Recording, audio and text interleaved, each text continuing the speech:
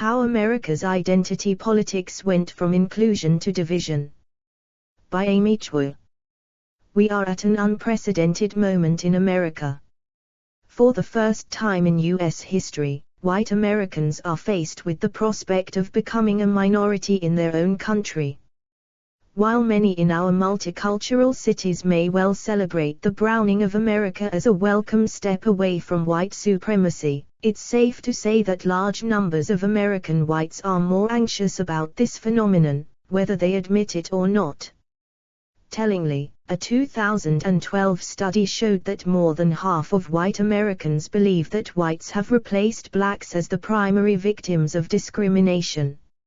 Meanwhile, the coming demographic shift has done little to allay minority concerns about discrimination.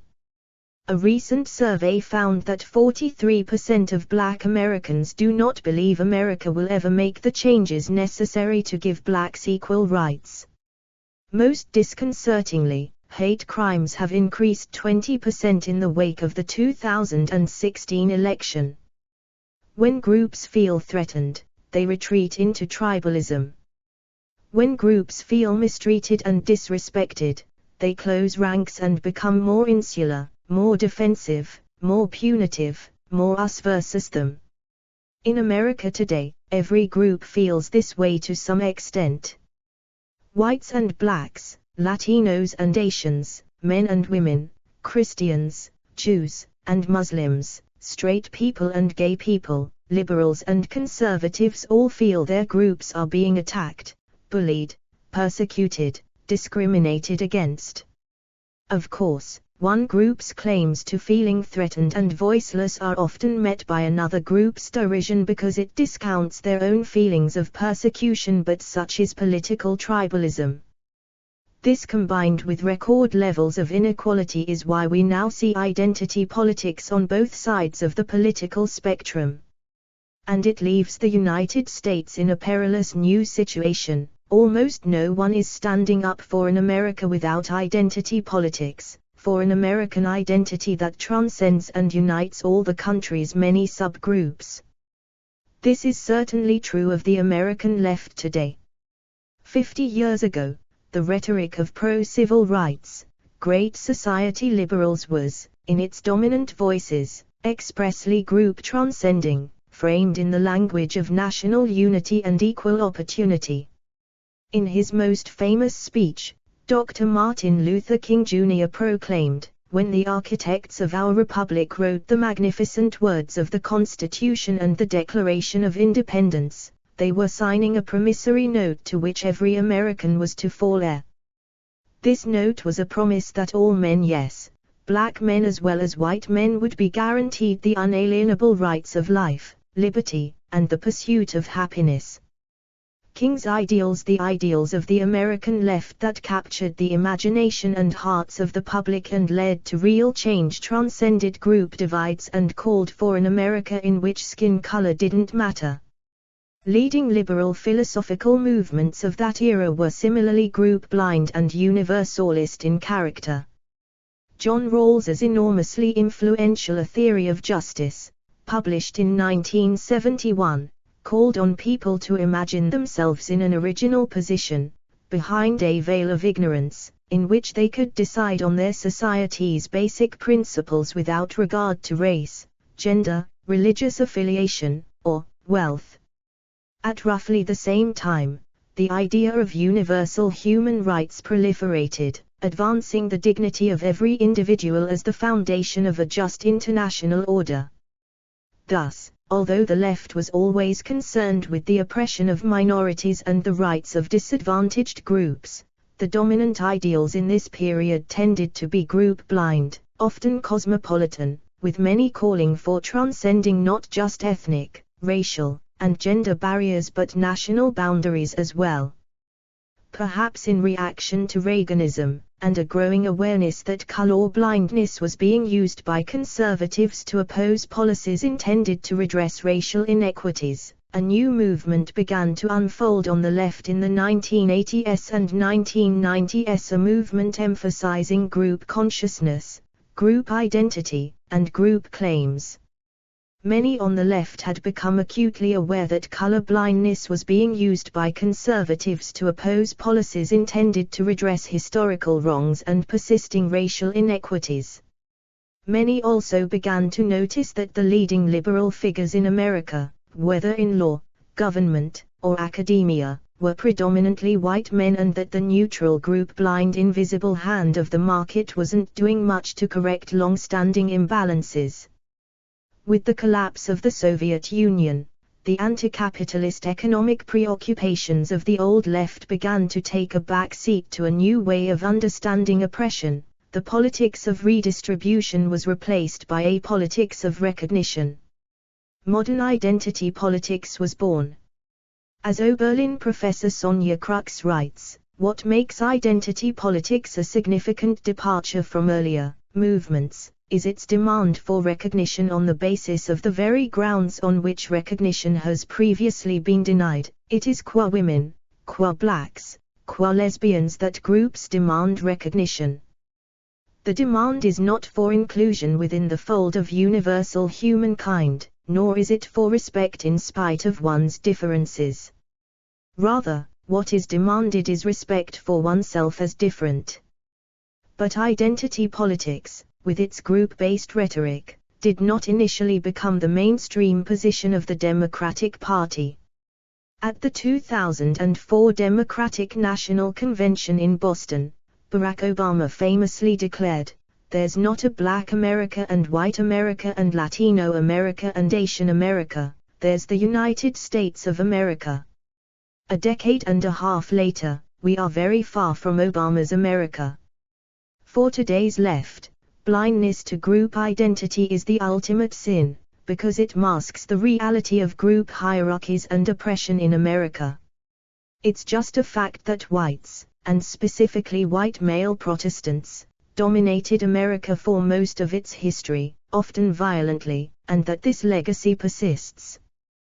The stubborn persistence of racial inequality in the wake of Barack Obama's supposedly post-racial presidency has left many young progressives disillusioned with the narratives of racial progress that were popular among liberals just a few years ago. When a grand jury failed to indict a white cop who was videotaped choking a black man to death, black writer Britt Bennett captured this growing mistrust in an essay entitled, "I Don't Know What to Do with Good White People." We all want to believe in progress, in history that marches forward in a neat line, in transcended differences and growing acceptance, in how good the good white people have become. I don't think Darren Wilson or Daniel Pantaleo set out to kill black men. I'm sure the cops who arrested my father meant well. But what good are your good intentions if they kill us? For the left, identity politics has long been a means to confront rather than obscure the uglier aspects of American history and society. But in recent years, whether because of growing strength or growing frustration with the lack of progress, the left has upped the ante. A shift in tone, rhetoric, and logic has moved identity politics away from inclusion, which had always been the left's watchword, toward exclusion and division. As a result, many on the left have turned against universalist rhetoric, for example, all lives matter, viewing it as an attempt to erase the specificity of the experience and oppression of historically marginalized minorities. The new exclusivity is partly epistemological, claiming that out-group members cannot share in the knowledge possessed by in-group members. You can't understand X because you are white. You can't understand Y because you're not a woman, you can't speak about Z because you're not queer. The idea of cultural appropriation insists, among other things, these are our group's symbols, traditions, patrimony, and out-group members have no right to them. For much of the left today, anyone who speaks in favor of group blindness is on the other side, indifferent to or even guilty of oppression. For some, especially on college campuses, anyone who doesn't swallow the anti-oppression orthodoxy hook, line, and sinker, anyone who doesn't acknowledge white supremacy in America is a racist. When liberal icon Bernie Sanders told supporters, It's not good enough for somebody to say, "Hey, I'm a Latina, vote for me." Quinton James, a leader of Hillary Clinton's outreach efforts to people of color, retorted that Sanders's comments regarding identity politics suggest he may be a white supremacist, too.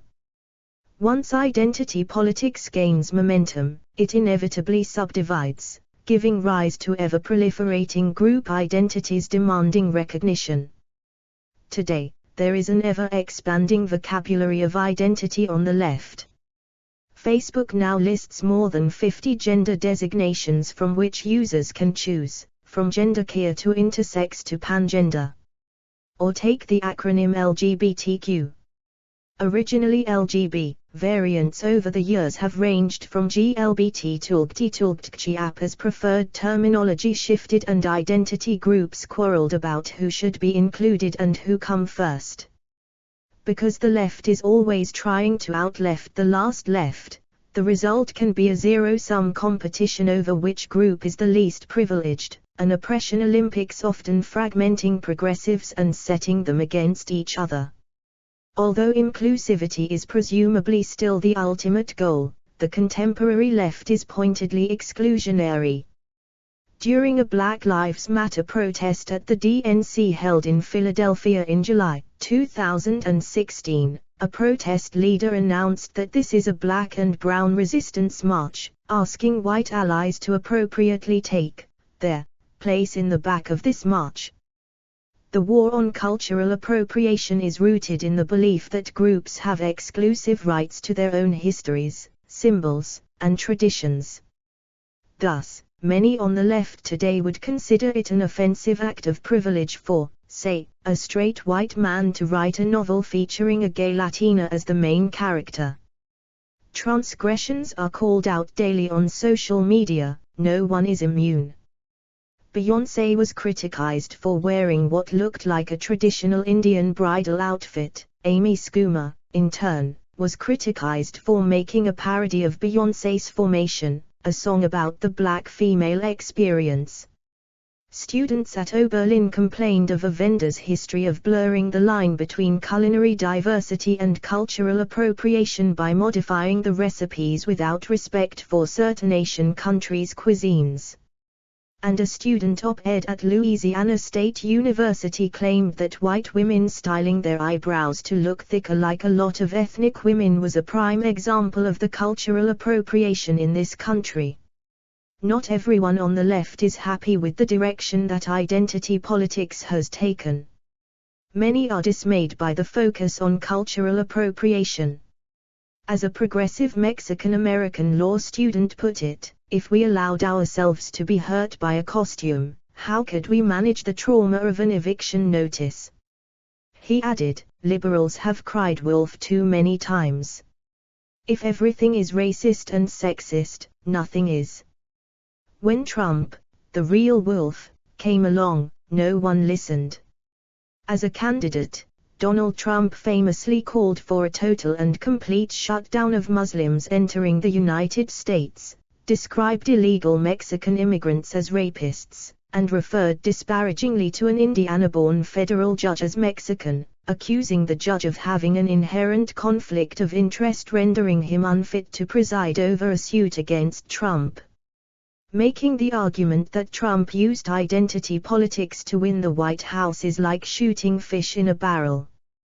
But us versus them, anti-Muslim, anti-immigrant sentiments were bread and butter for most conservatives on the 2016 campaign trail.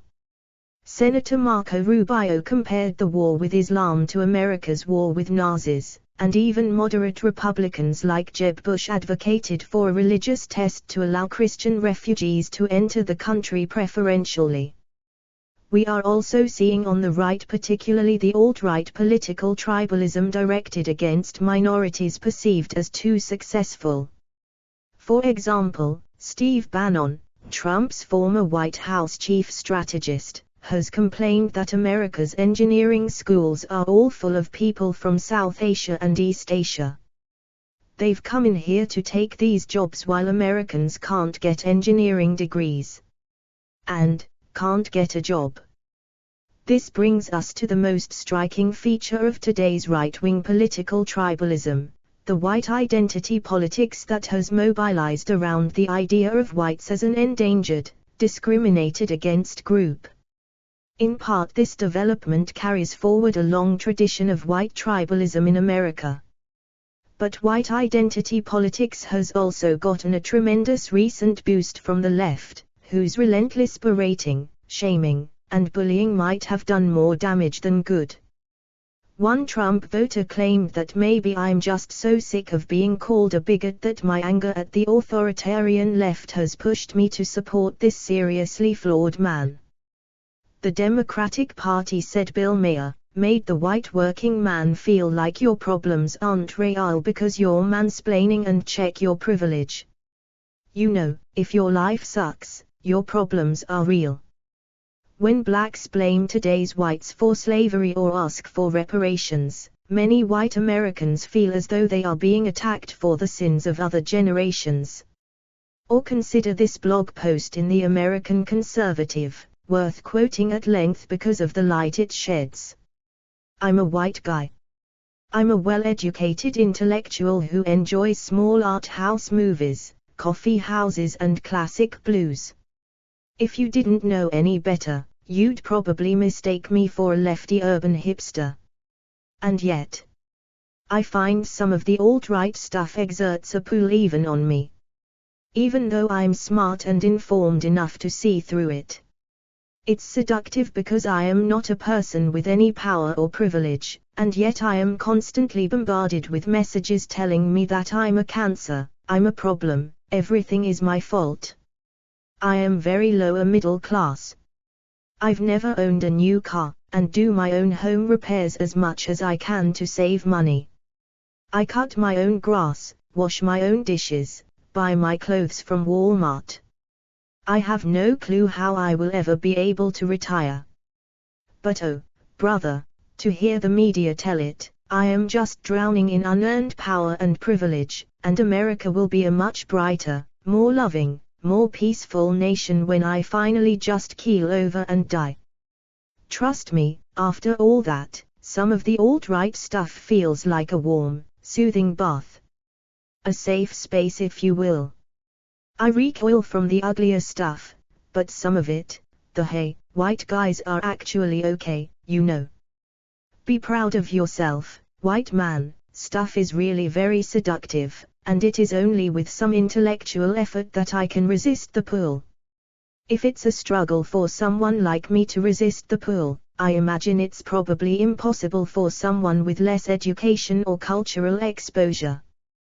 Just as the left's exclusionary identity politics is ironic in light of the left's ostensible demands for inclusivity, so too is the emergence of a white identity politics on the right. For decades, the right has claimed to be a bastion of individualism, a place where those who rejected the divisive identity politics of the left found a home. For this reason, conservatives typically paint the emergence of white identity as having been forced on them by the tactics of the left.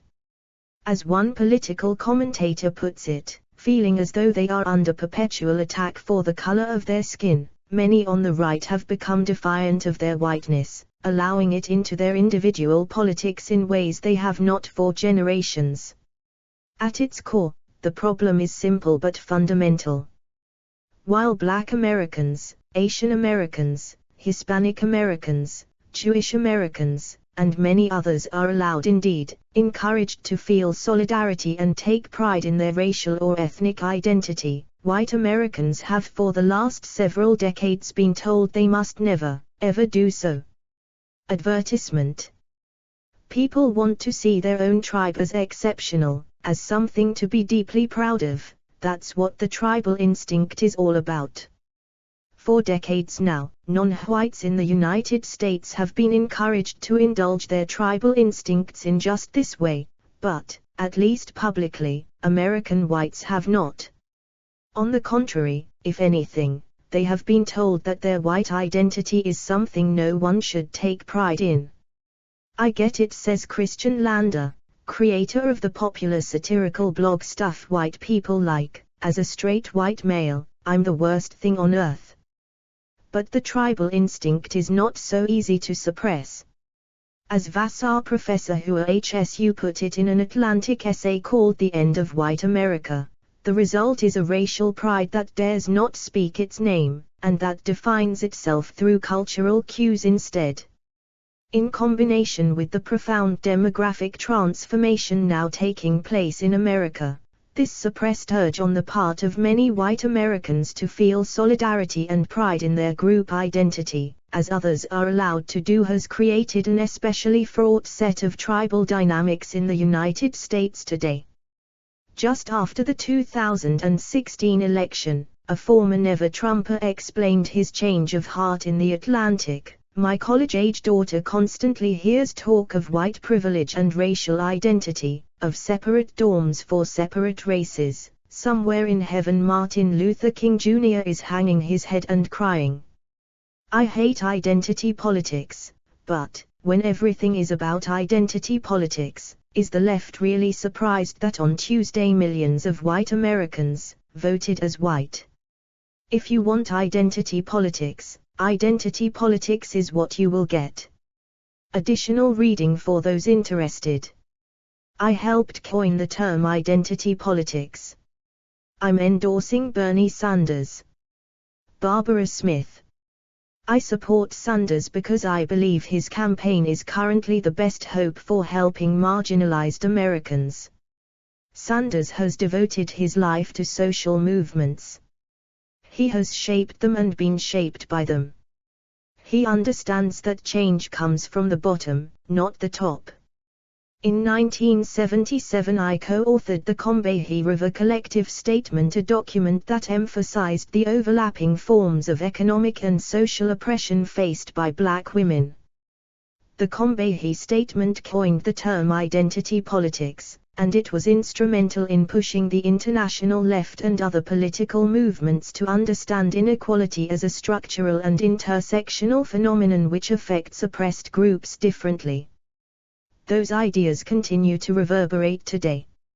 I am often disheartened, however, to see support for identity politics and intersectionality reduced to buzzwords. I am supporting Bernie Sanders for president because I believe that his campaign and his understanding of politics complements the priorities that women of color defined decades ago. I was born into Jim Crow in 1946. The country I grew up in, with few exceptions, was brutally committed to keeping people like me in their place. My family were among the courageous African Americans who participated in the first wave of the Great Migration after the First World War, which occurred during an even more perilous era than the later wave following the Second World War. They ended up in Cleveland, Ohio. Although we lived in a northern state, racism and segregation shaped every aspect of our daily lives. I became active in the civil rights movement as a teenager. At the same time that I was growing up in Cleveland, Bernie Sanders, who was a few years older, was growing up in Brooklyn. He noticed some of the same paradoxes and injustices that I did and came to a similar conclusion, that he needed to get involved. Long before he thought about running for any office, let alone for president, Sanders fought for racial justice. He and I worked in different local branches of the same organization, the Congress of Racial Equality, CORE, which focused on de facto segregation in the North. Because there is little understanding of the terrifying conditions of mid-20th century U.S. apartheid, some people dismiss Sanders' involvement in the civil rights struggle as insignificant or think that many white people at the time supported black liberation and human rights. Far from it. I support Sanders because unlike most people of his generation he decided as a young person to challenge Jim Crow. I wonder if other candidates can say the same. Sanders has devoted most of his life to social movements. He has shaped them and been shaped by them. He understands that the most substantial and meaningful change comes from the bottom up, not the top down. the Civil Rights Act of 1964 and the Voting Rights Act of 1965, to name two examples, would not have happened without movement organizing. The Vietnam War ended because a mass movement finally forced the political establishment to end the carnage. Sanders and I were in that movement too. Sanders has said that as president he will be organizer-in-chief. He is committed to fighting for regular working people, which is most of us, and he has the advantage of connection with an existing broad-based social movement. As president he can implement policies that give those who are most harmed by the current system full access to opportunity and a decent human life.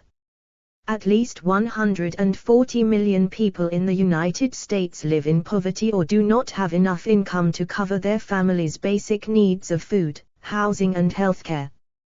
Women, people of color, members of the LGBTQ+ community, people with disabilities, children and elders are disproportionately part of this 140 million. Some critics have questioned whether Sanders is concerned about the specific ways that people with varying intersecting identities experience oppression. As a black lesbian feminist who has been out since the mid-1970s, I believe that, among all the candidates, his leadership offers us the best chance to eradicate the unique injustices that marginalized groups in America endure. In 2016 I served on the LGBTQ steering committee for the Sanders campaign. I am even more excited to support him now. Look at the diversity and vitality of Sanders' own supporters. His campaign is powered by a grassroots movement including thousands of women and people of color. His current surge in the polls is due in large part to support from voters of color, Spanish speakers and immigrants. Multilingual caucus sites in Iowa supported Sanders by a huge margin. Four of the most dynamic women of color in Congress, Representatives Pramila Jayapal, Alexandria Ocasio-Cortez, Ilhan Omar and Rashida Tlaib, have endorsed Bernie. The stakes could not be higher. Before the 2016 election I dreaded a return to the Jim Crow era signaled by the slogan "Make America Great Again," which obviously meant white. Tragically that is exactly what happened. 4 more years is unthinkable. That is why I am working to elect President Bernie Sanders.